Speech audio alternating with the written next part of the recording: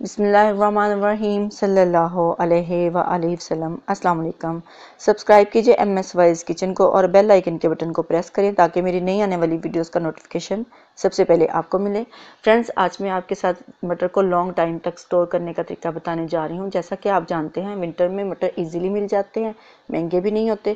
تو جب مٹر کا سیزن ختم ہو جاتا ہے اور اس کو سٹور کیسے ہم کر کے رکھ سکتے ہیں، اور جب مٹر کا سیزن نہیں ہوتا تو یہ بہت ہی مہنگے ہوتے ہیں، تو اس وقت ہم مٹر کا استعمال کیسے کر سکتے ہیں۔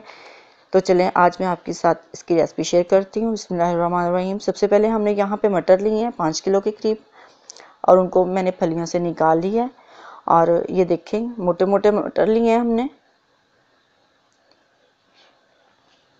اور اس میں سے جو باریک دانے ہوتے ہیں وہ بالکل بھی ہم نے نہیں ڈالنے، اس سے نا مٹر کا جو ذائقہ ہوتا ہے اور مٹر بالکل خراب ہو جاتے ہیں۔ تو چلے میں آپ کو دکھاتی ہوں کیسے مٹر ہم یوز کریں گے۔ تو یہ دیکھیں یہاں پہ میں نے چند پھلیاں لی ہیں مٹر کی، تو اس میں سے آپ کو میں دانے نکال کے دکھاتی ہوں۔ تو یہ دیکھیں اس طرح کے جو موٹے موٹے دانے ہوتے ہیں وہ ہم ڈالیں گے، اور کون سے دانے جو ہم نے نہیں ڈالنے وہ ہم ویسٹ کر دیں گے، وہ بھی میں آپ کو دکھاتی ہوں۔ یہ دیکھیں اس طرح کے جو موٹے موٹے دانے ہیں وہ ہم نکال لیں گے۔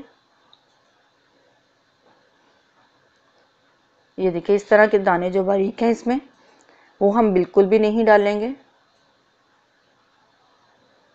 یہ دیکھیں یہ پرفیکٹ مٹر ہیں، یہ ہم نے ڈالنے ہیں۔ تو یہ دیکھیں یہ جو دانے ہیں یہ ہم ویسٹ کر دیں گے، یہ ہم بالکل بھی اس میں نہیں ڈالیں گے۔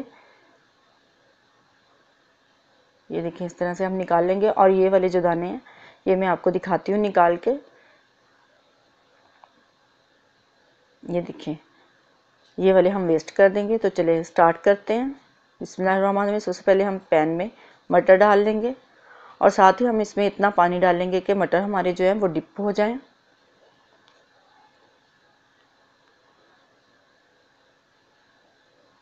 تو مٹر اچھی طرح سے ڈپ ہو چکے ہیں، اب اس میں چینی ڈال دیں گے۔ اس سے اس کا ذائقہ اور جو کلر ہے وہ بالکل ویسے کا ویسا ہی رہے گا جیسے ہم تازے مٹر استعمال کرتے ہیں۔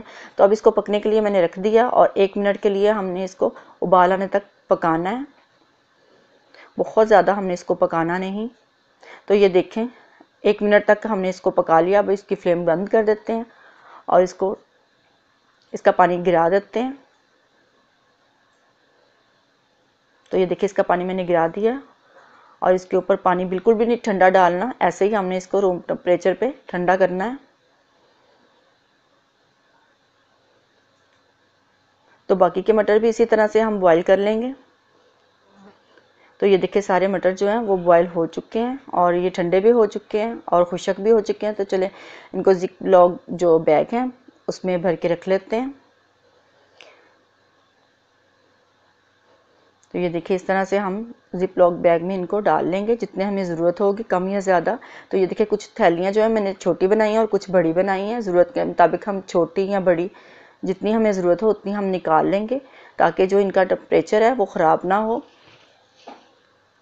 اس سے پھر اس میں سے اسمیل سی آنے لگ جاتی ہے، اگر ہم ایک دفعہ نکال لیں گے اور پھر سے بند کر کے رکھ دیں گے تو ذائقہ بھی خراب ہو جاتا ہے اور اسمیل سی بھی آنے لگ جاتی ہے۔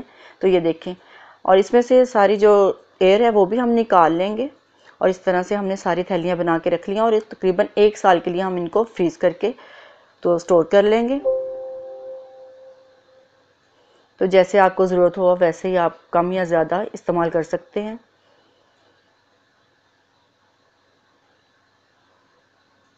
تو یہ دیکھیں ساری تھیلیاں میں نے بھر کے رکھ لی ہیں، اور اچھی طرح سے ہم نے اس کو زپ لاک کر دیا ہے۔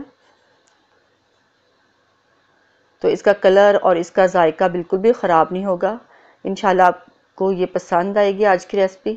لائک کریں اور شیئر کریں، اور کمنٹ میں مجھے ضرور بتائیے گا آج کی ریسپی آپ کو کیسی لگی۔ تو یہ دیکھیں میں نے فریزر میں بھی فریز کر کے آپ کو دکھا دیا ہے۔ تو چلے ملتے ہیں نئی اور آسان سی ریسپیز کے ساتھ، تو اجازت دیجیے، اللہ حافظ۔